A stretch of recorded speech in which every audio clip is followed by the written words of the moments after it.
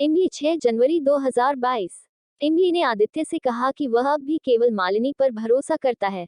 वह कोई स्पष्टीकरण नहीं देगी और फिर से मालिनी के बारे में नहीं सुनना चाहती। आदि का कहना है कि उसे स्थायी रूप से छोड़ देना चाहिए और वापस नहीं लौटना चाहिए।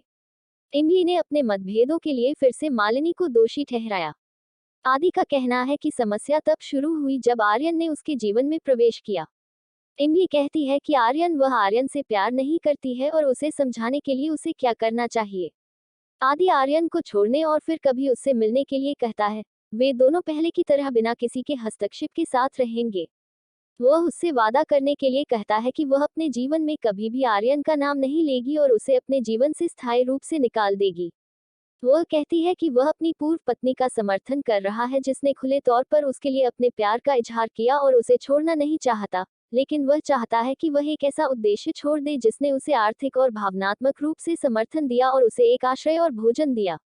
वह चाहता है कि वह अपने पेशेवर जीवन का त्याग करे और उसकी पत्नी के रूप में उसके साथ रहे। बेहतर होगा कि वह अपनी पत्नी और बच्चे के साथ यहाँ से खुशी से रहे। अनु त्रिपाठी को शादी के बाद की रस्मों के लिए आमंत्रित नहीं करने के लिए उसका सामना करती है। पंकज उसे ताना मारता है कि वह हमेशा बिन बुलाए उनके घर में आती थी। रूपाली कहती है जैसे वह आज बिन बुलाए मेहमान है। अनु शादी की तस्वीरों की जांच करती है और कहती है कि उनमें कोई मुस्कुरा नहीं रहा है, इसलिए वह उन्हें प्रिंट नहीं कर सकती। आर्यन जवाब देता है कि उसका दामाद भी उसकी जबरदस्त शादी में मुस्कुरा नहीं रहा है। वह उसके आंसू को पास से देख सकती है। अनु कुछ भी कहो, रूपाली का कहना है कि वह जबरदस्त शादी में मुस्कुरा नहीं सकती। मालिनी कहती है कि अगर परिवार दुखी है तो उन्हें खुश करना उनका कर्तव्य है। वैसे भी अब उनके जीवन में एक बड़ी बाधा है और वे खुश रह सकते हैं। अनु का कहना है कि इमली बाधा नहीं बल्कि उनकी बेटी है। परिवार के सदस्य उनकी तस्वीरें देखते हैं और एक सच्ची बेटी की तरह उनकी देखभाल करने के लिए इमली को धन्यवाद देते हैं। अपर्णा कहती है कि वह अपनी बेटी को धन्यवाद नहीं देगी और उसे ऊंची उड़ान भरने के लिए भेज देगी और अपने नफरत करने वालों को दिखा देगी कि वह कितनी ऊंची उड़ान भर सकती है। इमली त्रिपाठी के साथ बिताए गए गुण और उनके लिए उनके अपार प्यार को याद करते हुए मुस्कुराते हुए चली जाती है।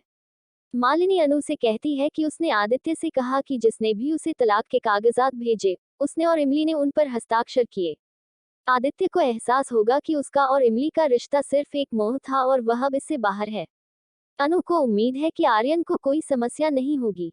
मालिनी का कहना है कि आर्यन इमली और आदित्य के मतभेदों को दूर करने की कोशिश करेगा, लेकिन वह ऐसा नहीं होने देगी। अनु को डर है कि सच्चाई जानने के बाद आदित्य कैसे रिएक्ट करेगा। आदित्य अपने कमरे में प्रवेश करता है और सुहागरात की सजावट देखकर गुस्से से उसे नष्ट कर देता है। मालिनी उसे रोकने की कोशिश करती है। वह कहता है कि उसने उसे धोखा दिया। वह कहती है कि इमली आर्यन के साथ एक कमरे में पाई गई थी और वह इसके बजाय उसे विश्वासघाती कह रहा है। वह कहता है कि वह यह सब नहीं जानता और बस यहाँ से दूर जाना चाहता है। वह कहती है कि उसने आखिरी बार उसे अंधेरे में रखकर और उससे शादी करके धोखा दिया और अब उसने फिर से उससे शादी की और उसे छोड़ना चाहता है, जहां वह अब जाना चाहता है। आर्यन अपनी बीआईएल की अग्नि दुर्घटना फाइल को देखता है और सोचता है कि उसने सोचा कि आदित्य एक गैर जिम्मेदार और सस्ता पेशेवर है, लेकिन वह व्यक्तिगत रूप से अधिक सस्ता है। वह दूसरों के जीवन को बर्बाद करने के लिए आदित्य को नष्ट कर देगा। संपादक अंदर आता है और पूछता है कि क्या उसने उसे बुलाया था। आर्यन पूछता है कि क्या कोई चुनौतीपूर्ण असाइनमेंट है। संपादक का कहना है कि एक है। एक गांव में एक नया विद्रोही पैदा होता है और सभी समाचार एजेंसियां साक्षात्कार लेना चाहती हैं लेकिन अपने जीवन के लिए खतरे से डरती हैं। आर्यन का कहना है कि आदित्य ऐसे असाइनमेंट में माहिर हैं। संपादक का कहना है कि यह आदित्य के लिए अच्छा नहीं हो सकता है। आर्यन कहते हैं कि आदित्य को फैसला करने दो।